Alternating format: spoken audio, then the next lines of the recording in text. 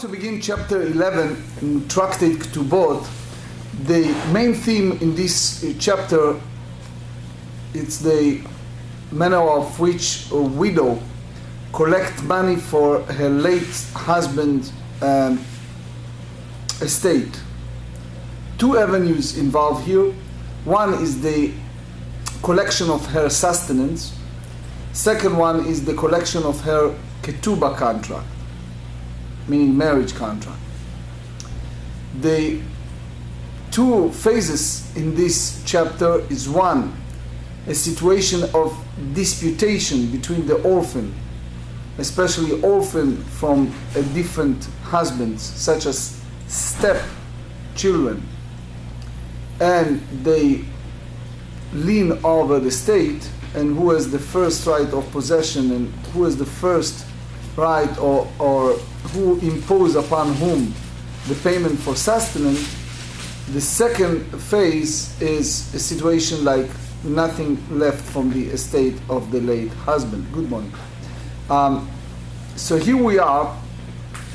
The beginning part is the interaction between the widow and the orphan. In one hand, the estate of her late husband, she deserved to receive a support, a sustenance from the estate. But since the heir, the inheritor, in some cases, are totally and only the orphan, meaning, for example, husband and wife, he has an estate, they separated, and he left a will to his children to have the estate. They did not divorce. After his passing, she wants to collect two different things. One is her sustenance, two, the Ketubah contract. She has the right to do it.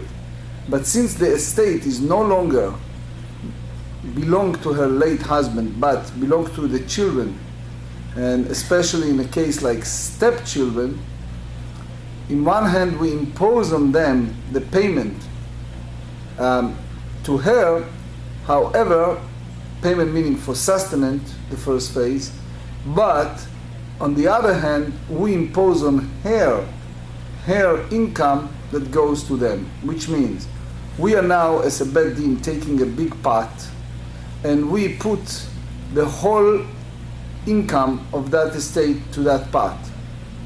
And we said, okay, you, meaning the widow, collect money from that pot, from that estate, as a support, but in order to bestow peace, you also, your income is go to that pot, and the orphan will have part of that. There is Maharam Mintz, and also the Khatam Sofer, who said it's a question that posed on that, and that's just a part of the introduction, the idea of burial. If you look and zoom in the Ketubah contract, part of the obligation of the husband toward his wife is not only to support her during the lifetime, but also the burial expenses, which especially in this country is a big to do, right? It's a big expense. Now the question is, what do you do with relatives based on this Mishnah? Can we impose upon the community fund to pay if there's no other source, or you impose on a close relative to take care of the burial expenses based on this Mishnah? Furthermore, if you have an orphan that they are not children of the wife of that late husband's wife, do we impose on them the burial of their stepmother or not based on this Mishnah? Because they are not the heir for her Ketubah contract. Or furthermore, can you impose on them part of her Ketubah contract to pay for the expense of her burial? Furthermore, part of the today discussion is if a person's passed away, if, for example, the husband, who is responsible for all kind of expenses if no estate left, and there are different parts of the immediate family. How do you treat a convert? Do you treat a convert, especially convert that have no relatives? For example, in the case of burial, do you have, if you have a convert that left the state and he or she passed away, do you go to that estate and collect the money in order to bury them, or you impose upon the community to pay the burial expenses? Furthermore, if a widow did not possess or repossess a estate from a late husband, and several years went by, is she still have the right? Meaning, how long we have a restraining time or time period or waiting period, especially if it's a difference between a rich or poor widow for possessing a estate. Do we restrict it to different time? And the answer is yes. The question is how long. If it's a disputation of a claim between orphan and widow in regards to receiving payment, money over something, which is, for example, if it was agreement between the orphan and widows over sustenance, etc., and she claimed she did not receive the monthly payment or the last payment or several payments, and they claim that they paid her, who we impose upon to bring a proof for payment? Is the widow, is the orphan? So we are on the very bottom of page 95b, beginning of chapter 11. Almana nizonet minichsei yetomim. A widow is sustained from the property of orphan. Based on the Mishnah, page 52, the estate is estate in that sense that have a lien.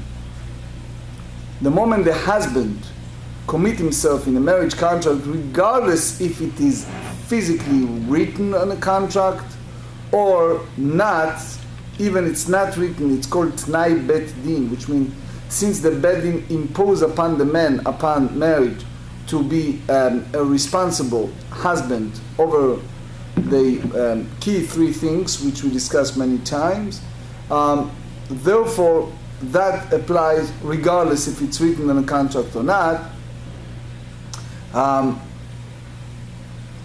It's his obligation to take care of her sustenance. Sustenance meaning the clothing, the need of the house, and the place over her head, which means a place of dwelling. Based on that Mishnah, that obligation applies not necessarily to the children, meaning the orphan. It can be other relatives as long as they heir, as long as they're inheritor of the estate of the husband, to impose on them the sustenance of the widow. Ma'aseh yadea shelahem. Her earning belongs to them, as we explained earlier. Ve'ein chayavim bikvuata.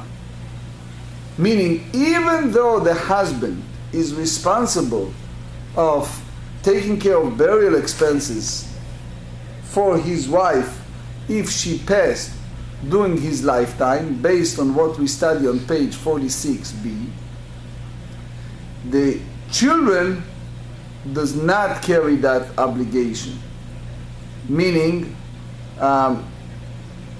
you have, for example, even not the children, even have other heirs that inherited the estate of the husband. They have the obligation only to follow the basic sustenance, but not burial. Yosheha, however, her heir, Yoshei Ketubata, those who are heir for her Ketubah marriage contract, חייבים בקבורתה. Meaning, the sages did a very interesting dynamic in page 47b. They said, look, the same way that the husband have the obligation to bury his wife is the same way is we exercise part of collecting of the Ketubah contract when she passed away while he was alive. Meaning the fact that he took care of her burial expenses reduce from the payment of the Ketubah contract. So Rashi elaborates and he said, when the husband passed before her, and it means that there is no other heir for the Ketubah, in a sense, Rashi used the term, she needs to bury herself. But for sure it means her heir have the obligation, the monetary obligation from the marriage contract to pay for that, and it's not for those heir of the husband. Because remember, sometimes you have a different estate that reads in the different names and you have a different heirs. Now, the Gemara first starts with the first clause of the Mishnah, which is the idea of nizonet, meaning they said it's sustenance. The question is, do you impose upon the orphan to do that even against their will, or you have to have their consent to that monetary actions? Ibayaleu, nizonen tnan or hanizonen tnan. You see in Hebrew even one letter makes a difference, how you read. Do you learn that the widow is sustained, or did we learn in the Mishnah that the widow who is sustained? What's the difference? Nizonen tnan u che'anshei galil. If you go by the idea that the widow is sustained, meaning you follow the people of the Galilee, who write a clause in the marriage contract, and is a very clear condition, stipulation, that it is a widow's right to remain in a husband's house after his death and to be supported from his estate as long as she does not remarry. Lo sagi de lo yahavale, right?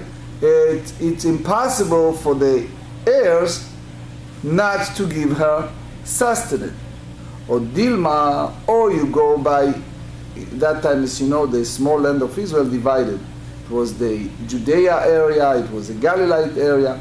So hanizonet tnan, hanizonet meaning with her, who is sustained, and uche anshe Yehuda, people of Judah, they are obligated that the widow collected her fund from their estate, as long as the heir wants to give her the Ketubah. Ve'i ba'u lo yahav ela, which means, and if they desire, they can pay her marriage contract, and if they need not to give her sustenance any longer, so basically you leave it in that sense to their wishes. If they wish, they can support her with the sustenance, or if they wish, to just pay the Ketubah contract and then goodbye. So here we heard so far the Rashi's view. There is another avenue of Tosfot here. First of all, the idea is based on the code Shin Mem Chet 348. The idea is that when it's come to Yerusha, to inheritance, we first and foremost take away from the estate the money committed for the Ketubah contract, and then you go to the rest of the estate. That's the process. So when the widow, or if you go the other way around, if the wife, she inherited her Ketubah contract to her heir meaning not the heir of the husband, have the obligation to bury her. And the problem is when the husband did not left any physical land or estate, but only movable object. How do you go about with that? Trace a scenario that the code dealt with this. Again, it's way broader subject, but let's give you the vignette of that. Is the issue of convert. When you have a burial expenses of a convert, and you have some, not estate, but movable objects that left, how do you bury? Do you impose on the Chevra Kadisha and the community, meaning the sacred society, the group that collect money and responsible for burial, to take from tzedakah, from the charity fund of the community and bury him or her? Or you possess from their movable objects, if it's not other object, and pay. Based on this notion, since the ger, the convert, has nobody else to inherit him or her, so therefore most of the rabbis hold that you cannot use his estate. In a way, eventually use the estate to basically, the estate that left in general, it belongs to the community, which means anybody who have the access can take it because it's nobody else that left if there's no will. By the same token, you cannot, most of the rabbis hold, you cannot use those items left to bury, but it's imposed on the community to do it. But again, it's all just the base on these discussions. So now we turn to page 96. Tashma de'amar Rabbi Zeira amar Shmuel metziat almana le'atzma. There is a Mishnah in Tractate Bava Metzia, page 12, that said that when you have the dynamic of husband and wife, and she found something, so based on the notion of peace in the house and all of his commitment toward her, it basically needs to go to him. The idea is, the rabbi said that we want to avoid a conflict or hatred between husband and wife, so we try to make things that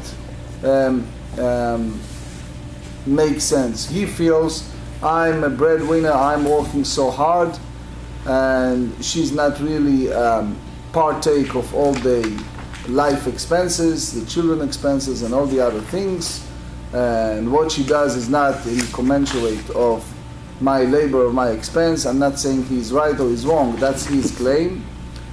And therefore, in order to bestow peace, the rabbis interfere here and said, all right, you are obligated to all these expenses, you know.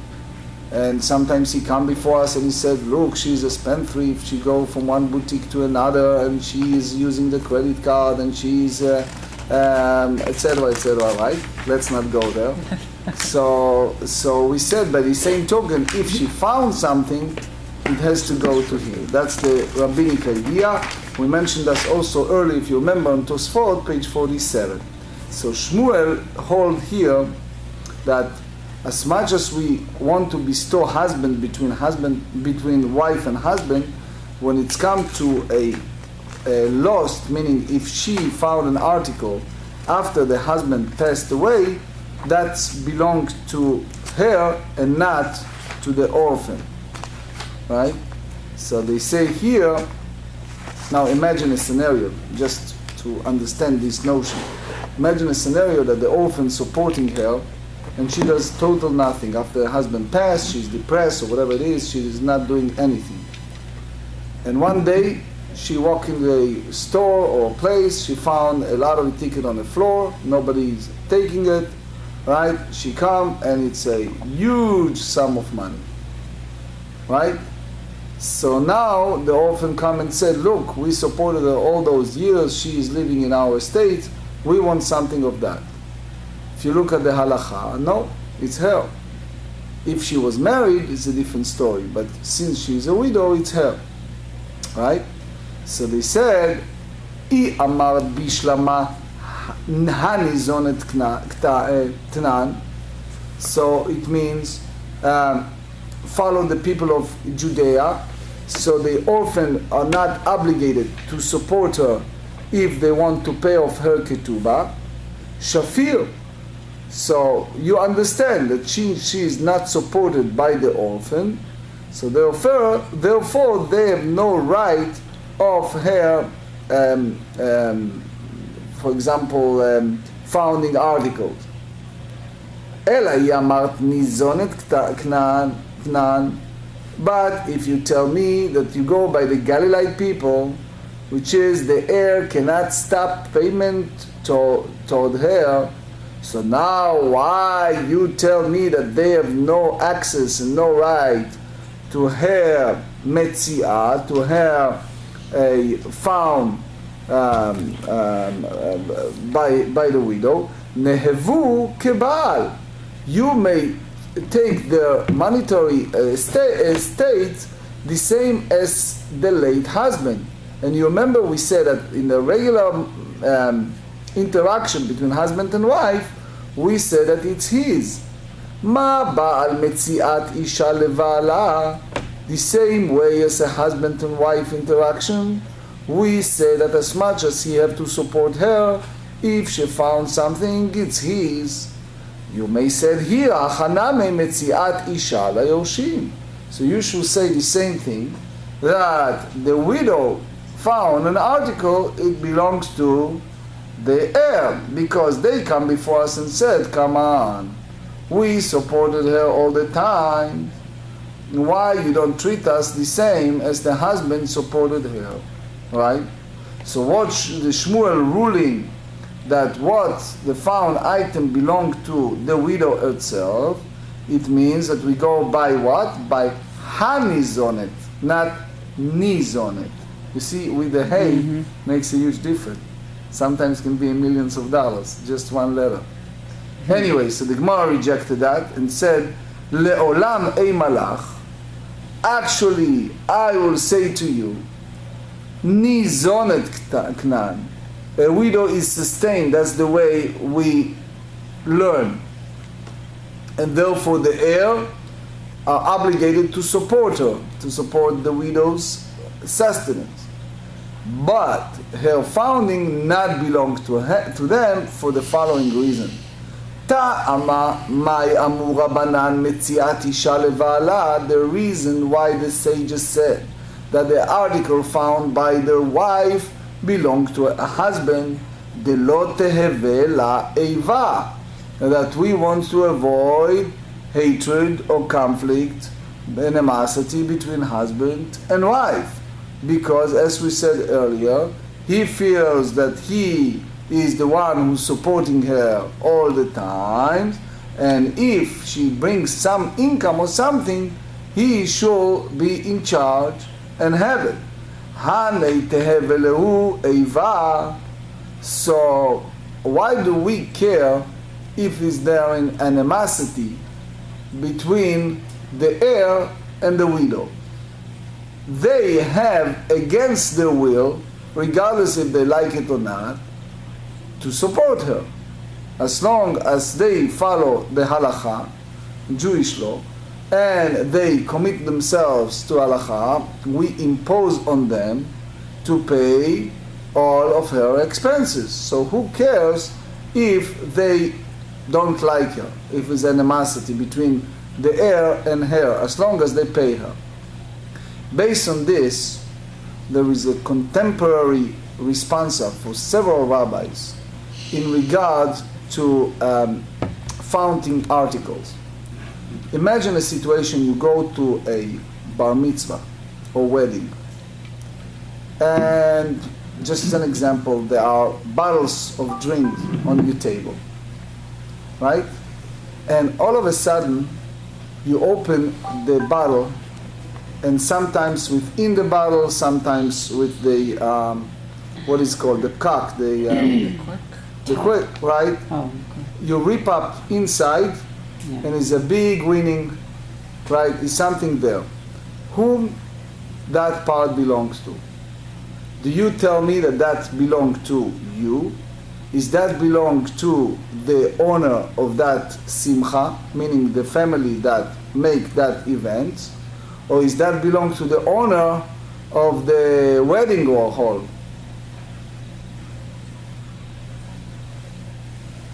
You hear the question? Yeah, I don't know the answer. I know it's early in the morning. I don't know that answer. Right?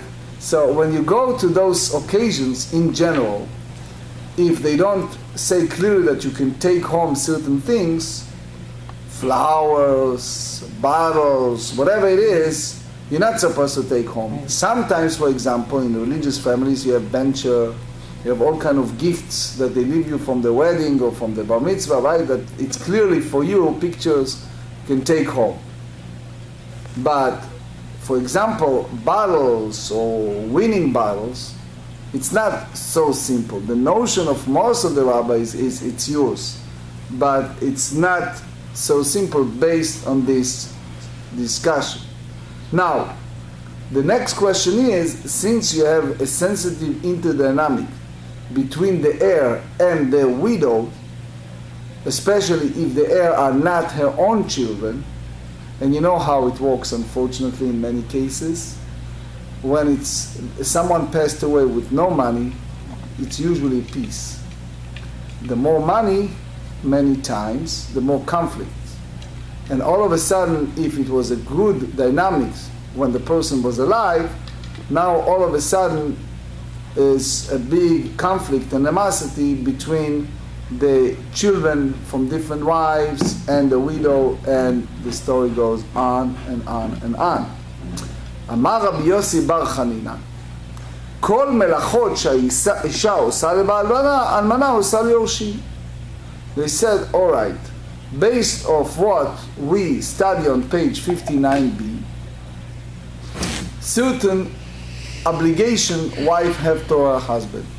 He is the breadwinner in a sense. He is going out, he is working hard, especially in Talmudic time, right? Nowadays you see many times, the wife bringing you is the breadwinner. But in general idea is he's the one who goes out and working hard and commit himself to the Ketubah, to the support. But she needs to prepare the food, she needs to do certain things. That's what we study on page 59b. The question is, since you have this heir that's supporting her, that she needs to continue to do what she used to do to her late husband. So in general, the rabbis interfere here and said, all right, she can continue doing certain things, but certain things she's not by all means obligated. For example, chutz mimezigat hakos. Remember, this is Talmudic time. Men most probably yearn that will re-happen. Not always in American society. Sorry, I apologize, but the idea is that by the Talmudic time, the women are obligated to pour the wine or the water to, in a way, serve their husband, v'hatzaat hamita, preparing the linen, the sheets, meaning preparing the bed, v'achatzat panav yadav v'raglav, for example, if the husband is not so well, right? So she is obligated to take care of his physical needs. All of that type of work are by all means intent to bring peace and love between husband and wife and closeness, and it's incongruous, right? It's inappropriate for asking her as a widow to do that with the orphan, regardless if it's their own children or children for someone else. The rabbis ask further, based on this, in the response of the rabbis, if she come before us and she said, look, I'm not a maid, and it is true that they pay me the way that my late husband paid me, but why should I do things that I used to do for my husband? Furthermore, if those are not her own children, or if they are even sometimes married children, how far you ask her to basically serve in a way, the way that she used to her husband. It's very sensitive responses from the rabbis over this. Is basically any sort of foundation of a claim, meaning the orphan can come in and said, since she's doing nothing and total nothing, versus that she did everything when the father was alive, is a reason for us to reduce from our payment anything. It's a sensitive subject. Furthermore, the rabbi said, take for example laundry, right? She used to do laundry for the whole family. The husband passed. She now not depressed, down, or whatever it is, she's not doing anything. They supporting her. Especially if you think about real children, is that's the issue of kibud em. We have an obligation to honor the mother. So the question is, can the children, especially if they are orphan, has any right to ask? Or if they are not, is any restriction over asking this? It's a very sensitive subject. In general, the rabbi said that the concept of honoring parents is very seriously taken in Judaism. So we cannot disregard it. Even the parents behave in a way that we are very unhappy, right? The Talmud, if you remember, goes one example that even the parents spit on the child's face, or even the parents insult the child, or do all kind of things, the child not supposed to do anything. That's a very serious statement. It's a famous story of Rabbi Tarfon. He was one of the giant rabbis, and his mother had some mental issues. It was a freezing cold, and he came to see his mother, and she was barefoot out walking in the yard, and was seriously in danger. And this great sage put his hand on the floor, and she stepped on his hand and brought her back to the house that way instead of shoes. Some said it's because that's what she demanded to. And when that brought before the rabbis, they said that's nothing, that's obvious obligation you have. So anyway, Amar Rabbi Yoshua ben Levi, since we talk about certain decorum of honor, we are now dealing with a teacher-student dynamics. So based on Gemara in Bava Metzia, page 33, and the Rambam, Hilchot Talmud Torah, chapter 5, we differentiate between Rabo Muvhak or Rabo. What does that mean? If you go on the internet in modern days and you watch Aish, or you watch one of these great sites, whatever they are, right, Chabad, whatever, and you learn once a week a beautiful thing, that's not considered your teacher. It's not muvhak. It's someone that you learn something that you have to respect, right? Versus someone who is total your Rebbe, your teacher. It's called muvhak, meaning someone that total designated teacher that you learn most of your learning from that person. There is in the code in your Redea, Reish Mem Bet 242, that said that you have to treat that person in the most honor possible. So here we discuss how far you have to go with this. So there are many sources in the Talmud, this is just one of them. Amar Rabbi Yoshua ben Levi, כל מלאכות שהעבד עושה לרבו, תלמיד עושה לרבו. The same manner of which a servant, a slave, needs to do for his master, a disciple, a student, obligated to do to his teacher. And again, you have to remember that that's Rabo Muvhak, meaning someone that you learn either on a daily basis or most of your learning from that person. Chutz, excluding mehatarat min'al, except for untying his shoes. That's very, very demanding from a slave, but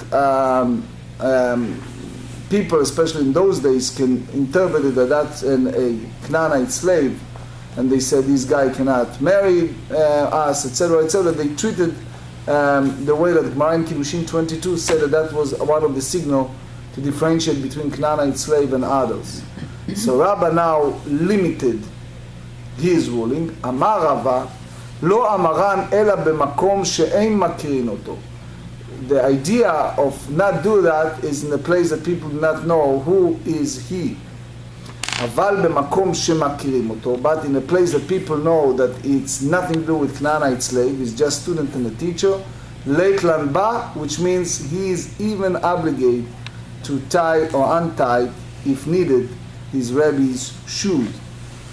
Another limitation, אמר רב אשי, ובמקום שאין מכירים אותו נמי לא אמרן, אלא זה לא מנח תפילין, אבל מנח תפילין לית lan ba. So if he weren't tefillin, it's a different story. It's a very new story about the Belzer Rebbe, the great Rebbe of Belz. So he is a shamus, he is a assistant that did anything and everything for the Rebbe.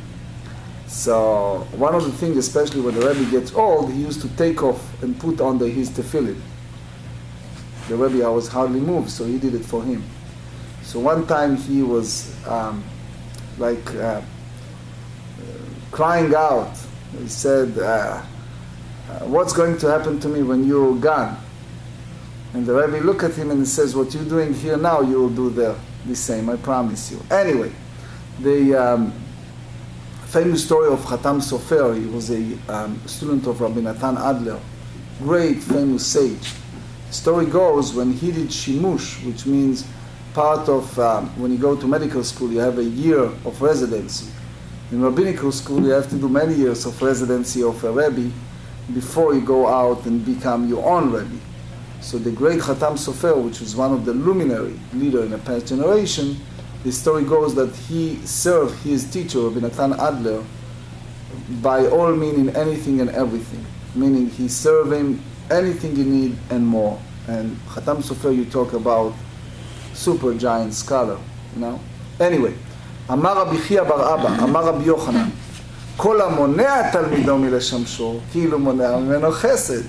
What happened if the Rebbe said, I don't want you to serve me, forget about it, I don't want you to do that, it's like he preventing, withholding from him a kindness. Because Shene'emar, they said in the book of Job, chapter 6, Lamas mere'ehu chased. To him that is ready to faint. From his friend, kindness is due.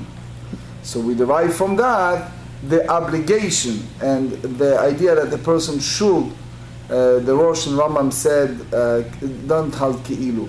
But the idea is that you're avoiding, you're withholding doing chesed, doing kindness.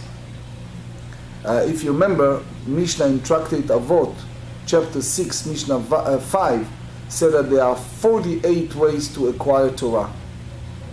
And one of the way, it's called Shimush Chachamim, the serving of the Rebbe, of the teacher, even in a day mundane things, because number one, you learn a lot of things. Number two, you also fulfill the mitzvah of serving the Rebbe. There are endless stories of rabbis that did it, especially, as we said, the residency.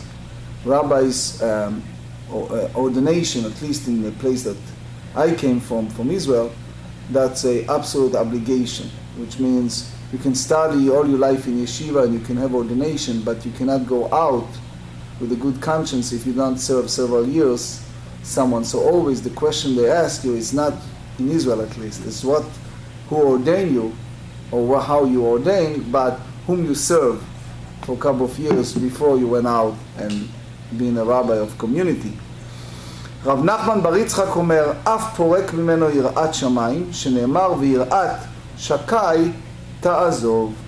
He goes to the next step and he said, he even removes from the student the fear of heaven, because they said, even to one who forsakes the fear of the Almighty, which is, the Hafla'ah explains that to receive the real idea of fear of heaven and a yearning for heaven can happen only in the graduate level, and that's part of the serving the teacher. The Aruch Laner asks a question what do you do with mishloach manot? You have a rabbinic mitzvah on Purim to exchange gifts between two people. That's the text said lere'ehu, to his fellow, to his friend. How about the teacher? And based on this Gemara, they try to say that they should do that. It's a question that posed about Rabbeinu Tam. Rabbeinu Tam have a shames, have a assistant who is a Kohen. And the Torah said, V'kidashto, you should sanctify the Kohen. So the question asked, how come he used a Kohen as his assistant? And the answer was, since you can hire some Kohen to do job for you, and for payment you're allowed to do that, so therefore, Shimush Talmidei Chachamim, in order for him to get more Yirat Shamayim, more fear of heaven, and etc., it is okay to do. Amar Rabbi Lazar, Almana shetafsa metaltelin. Now we back to the subject of the right of the widow over certain support, certain sustenance. So if she collect a movable object, we explained many times that originally a rabbinic ruling is that she have an access to estate of the husband. Sometimes is no estate, but item that carries a value who are movable object. So what do you do in a case that she already collected it as her mezonotea, as her support, her sustenance? So he said, Ma shetafsa, tafsa. Whatever she seized, it's her. So you don't take it from her. So there are a few things we have to understand. Number one, Tosfot explained to us that that's applied to during the lifetime. For example, if he was ill.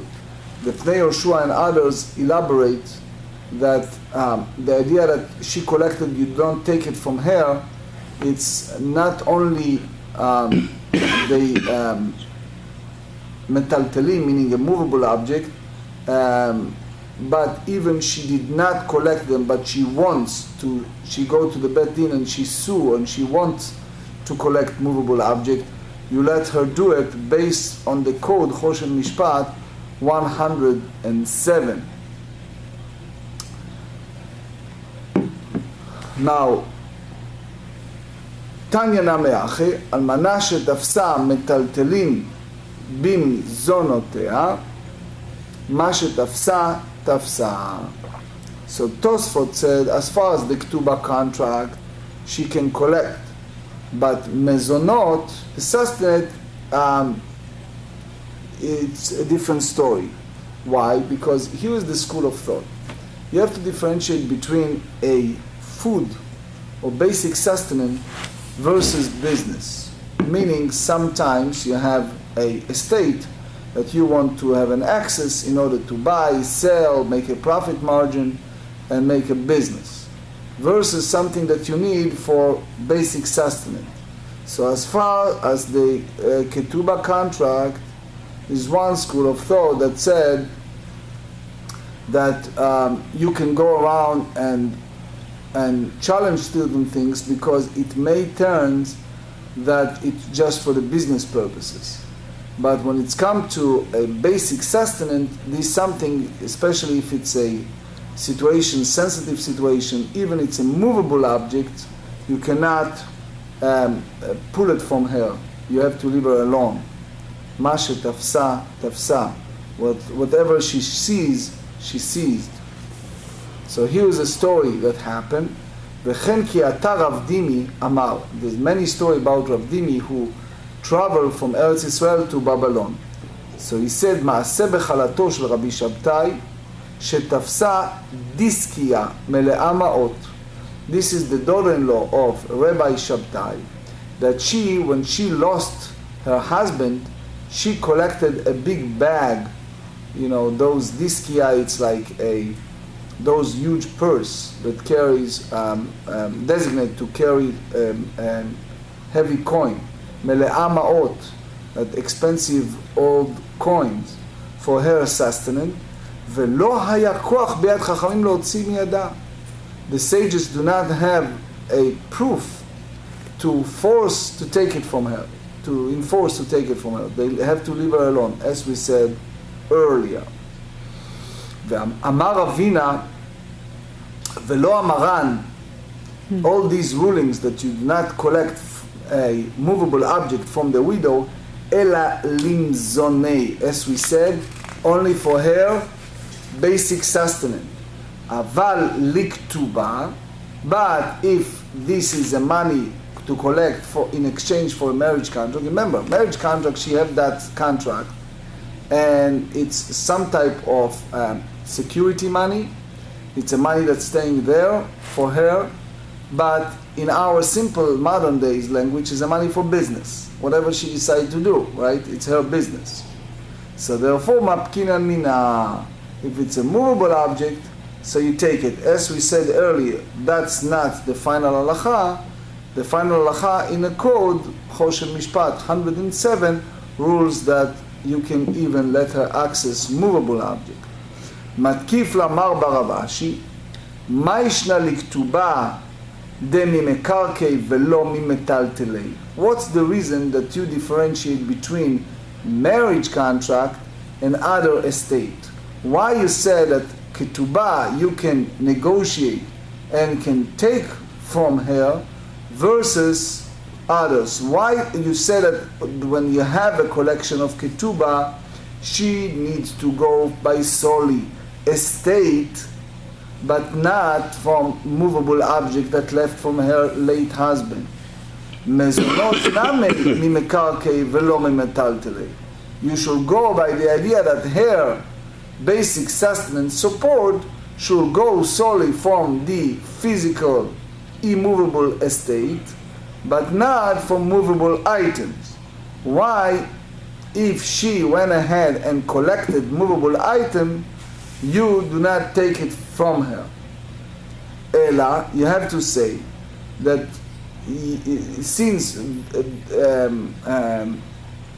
when it's come to a basic sustenance, it's lim zonei, we said mai de tafsa hachana meliktuba, which means he did not agree with the previous statement that you differentiate between the ketubah and the basic sustenance, and that's based on the Marsha. He basically said that she can take whatever she wants, can be a movable object as well as the estate.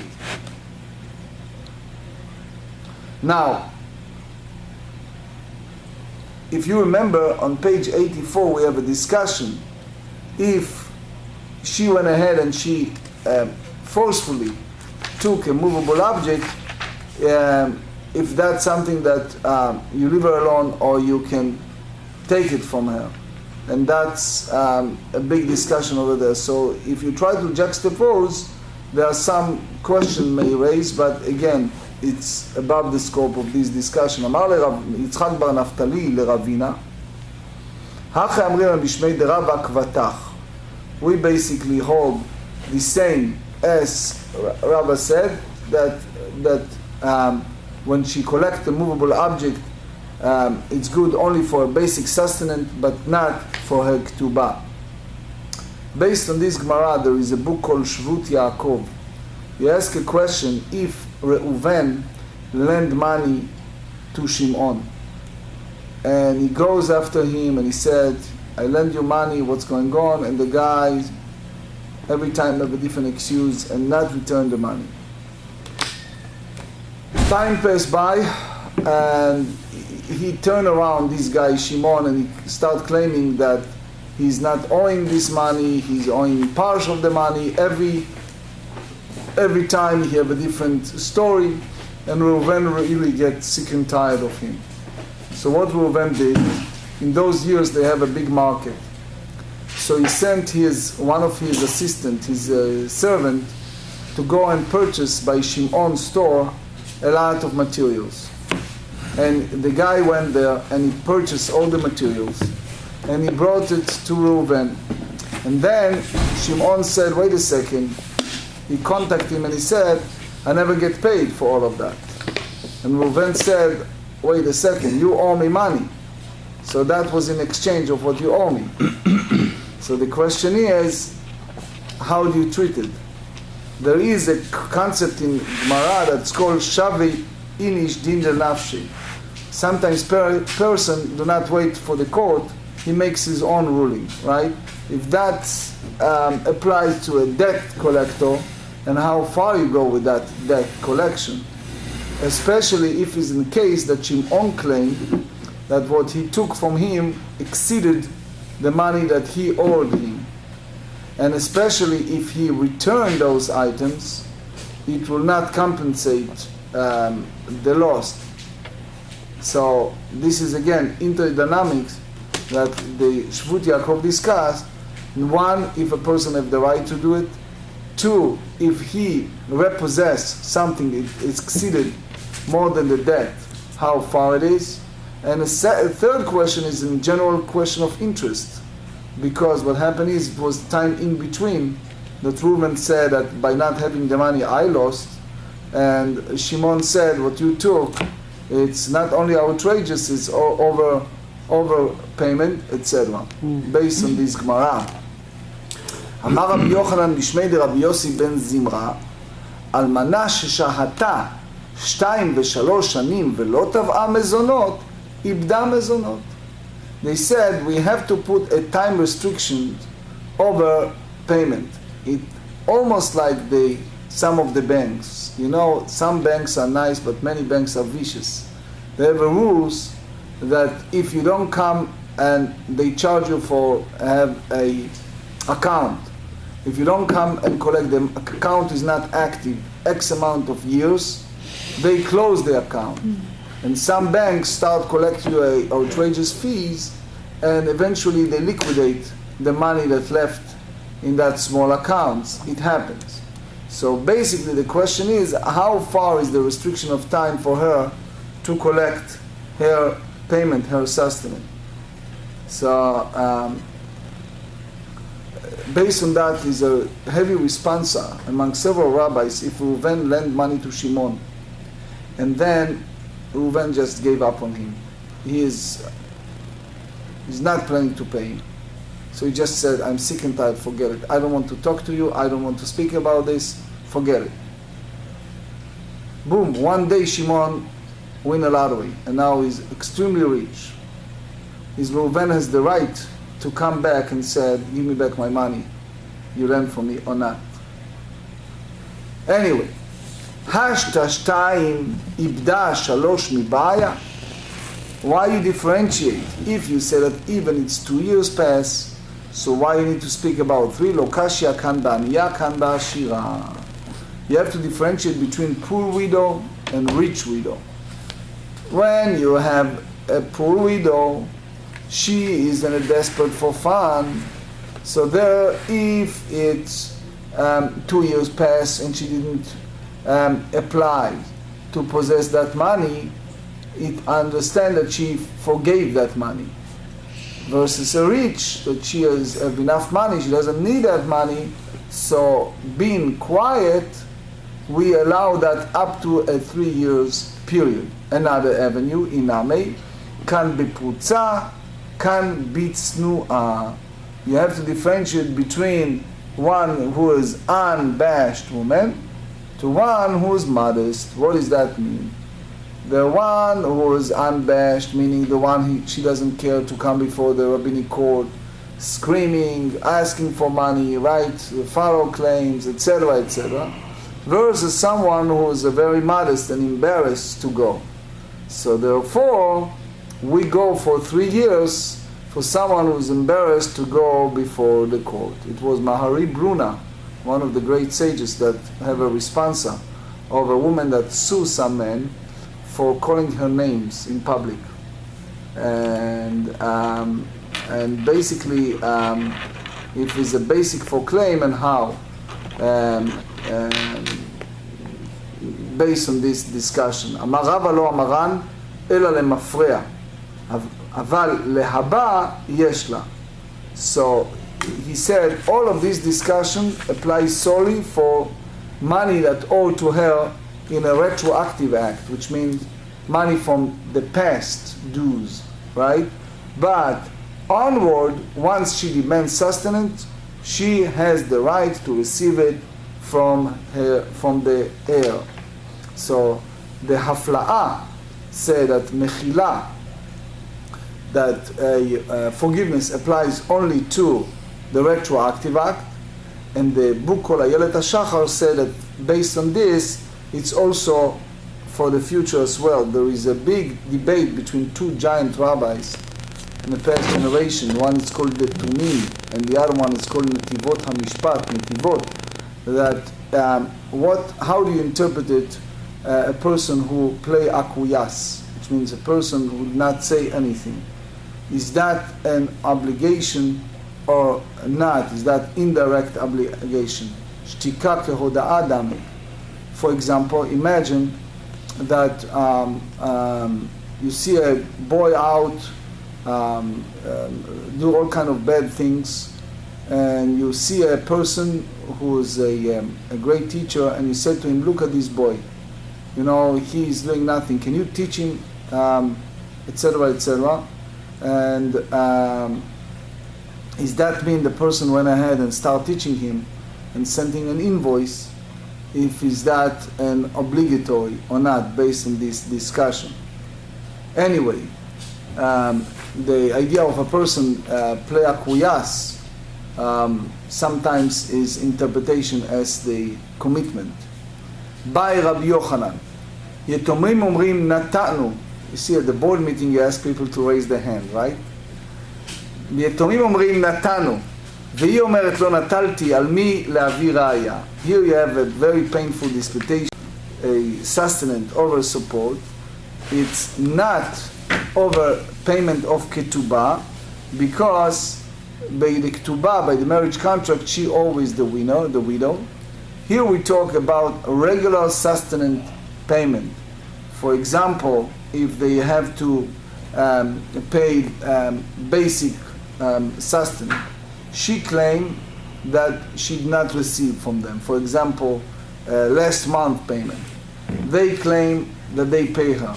Who has the burden of proof of payment? They do. נכסי בחזקת יתמי קיימי 96b. נכסי בחזקת יתמי קיימי ועל אלמנה להביא ראיה, או דילמה נכסי בחזקת אלמנה קיימי ועל היתומים להביא ראיה. Here, the question is, for sure, the Gemara in Bava Kama, page 35, elaborate. But in general, who impose upon?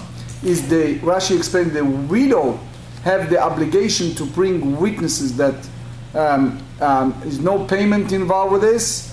For example, she bring witnesses that these orphans said to her at the front of those witnesses that they never get paid, or the other. Or the orphan have to bring a proof that they of their claim. תשמע לתנא לוי, אלמנה כל זמן שלא נישאת על היתומים להביא ראיה. נישאת עליה להביא ראיה. As long as she's not married, this widow, she have the burden of proof. Otherwise, it's upon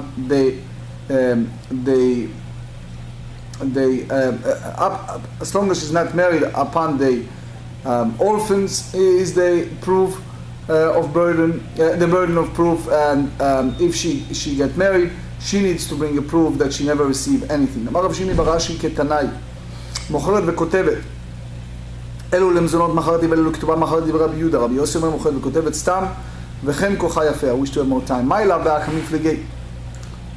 לרבי יהודה אמר לבאי לפרוש שסבר נכסה בחזקת ית מקיימי והרמנה להביא ראיה. ורבי יוסי סבר לבאי לפרוש נכסה בחזקת אלמנה קיימי ולתומים להביא ראיה. I promise you before the end we will deal with the practical halachot, so we see who needs to bring a proof and why. In general, there is a very heavy discussion among the poskim, among the rabbis. What happens if it's a sharing estate? For example, a husband and wife sharing an apartment, a townhouse, a house. They're getting divorced. They are separated for a couple of years.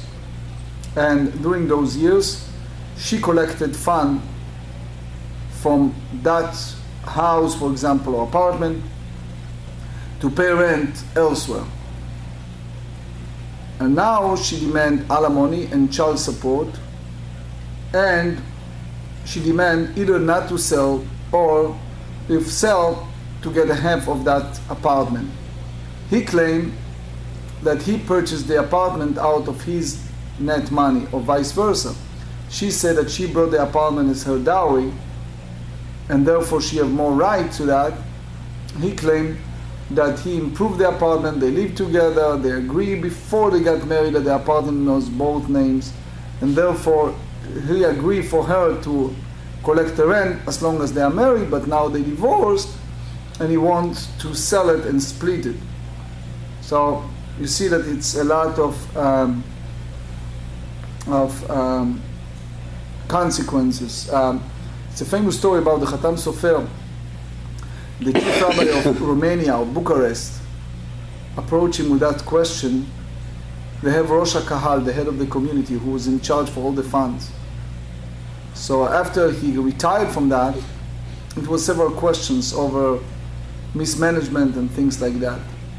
And the question is, can you impose upon him to take an oath?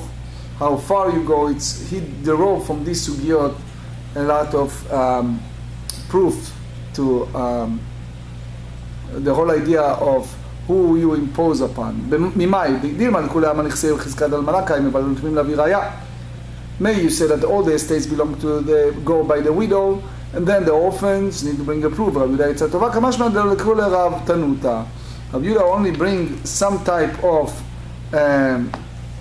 good advice, that people should not call her a glutton, if anything, that she spent excessively on her sustenance. Sometimes a situation like that, avoiding her from future getting married. That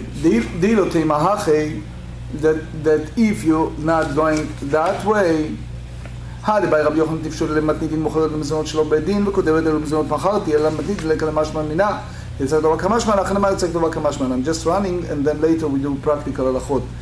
אינם דכולם הנכסי בחזקת יתמי קיימה והנותמה דרבי יוסי כדי אביי קשישה.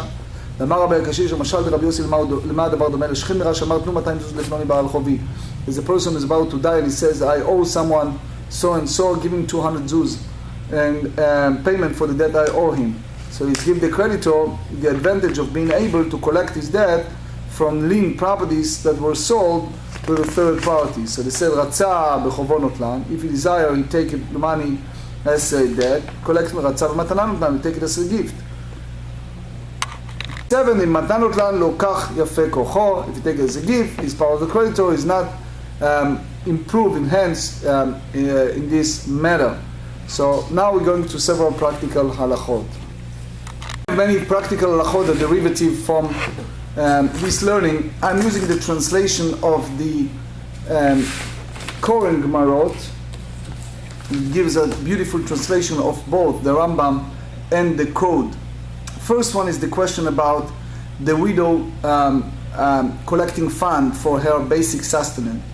A widow is entitled to receive her sustenance from the property of her husband's heir as long as she does not remarry. So that's basically the code of Ebenezer 93. Any money earned by a widow belongs to her husband's heir. The heir cannot rid themselves of the responsibility to support her by telling her to keep her earnings and provide her for herself. However, she can make this stipulation with them if she so desires. Now, if the widow dies, her husband's heir are not responsible for her burial. Rather, the heirs of her marriage contract are responsible for her, because that's part of collecting the marriage contract. The Rambam hold, that's the Rambam in Ilchot Ishut, chapter 18, that if she dies before taking an oath that she had not received payment of her marriage contract, her husband's heir are responsible for burial.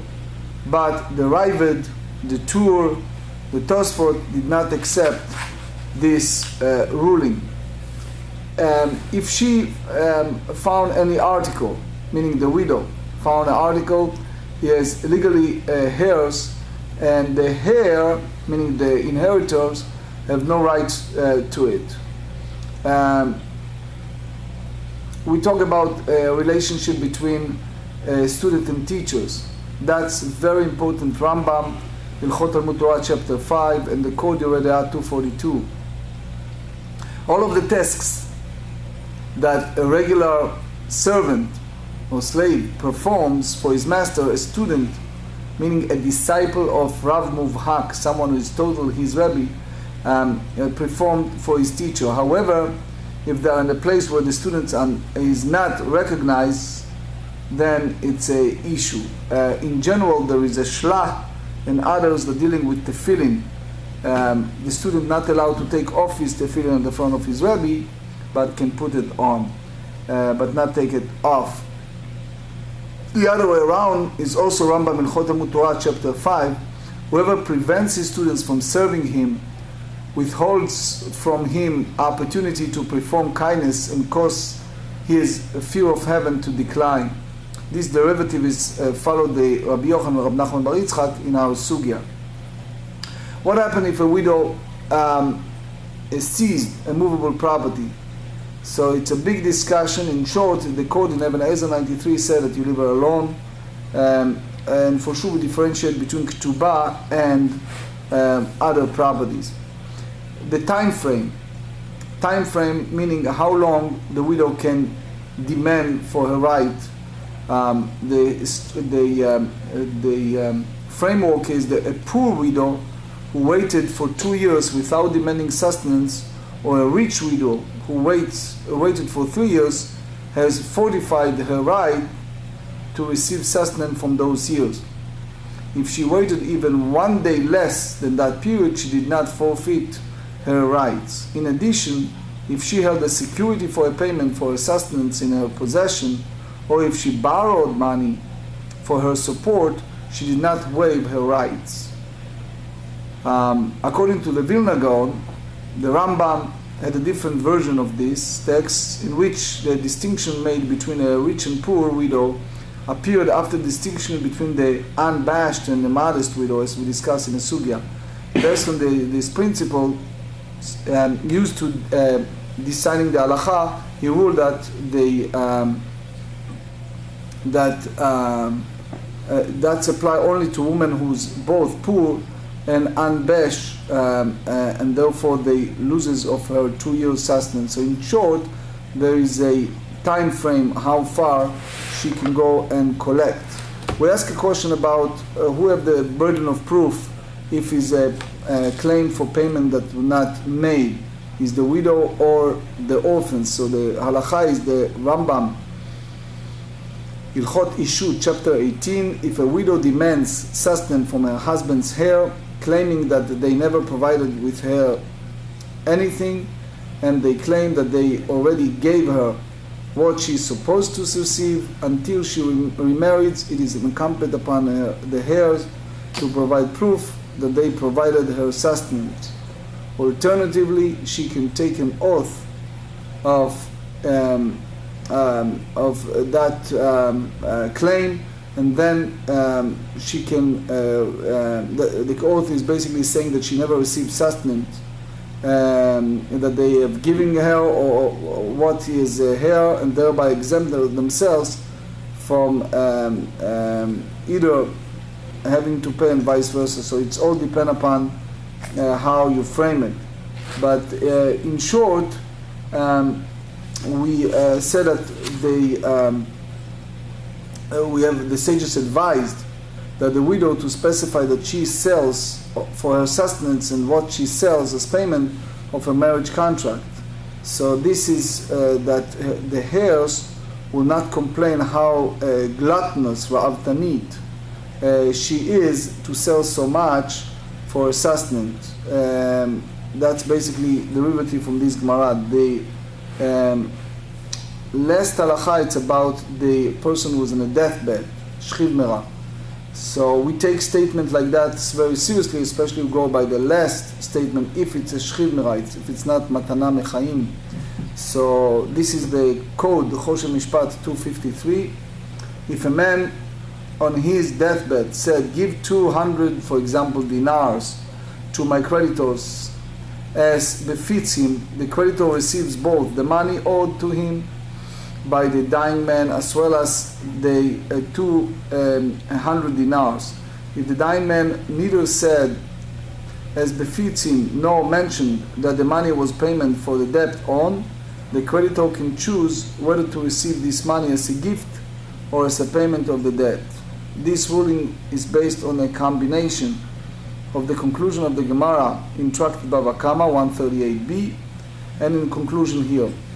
The two disagree and say that if the dying man uttered generally to so and so, my creditor, the money is a gift, so that's the different. The Rema concludes that the first opinion seems to be more reasonable, and that's basically the way we rule. And you see on that more on the Rambam, Hilchot Zikaron Matana, chapter 11.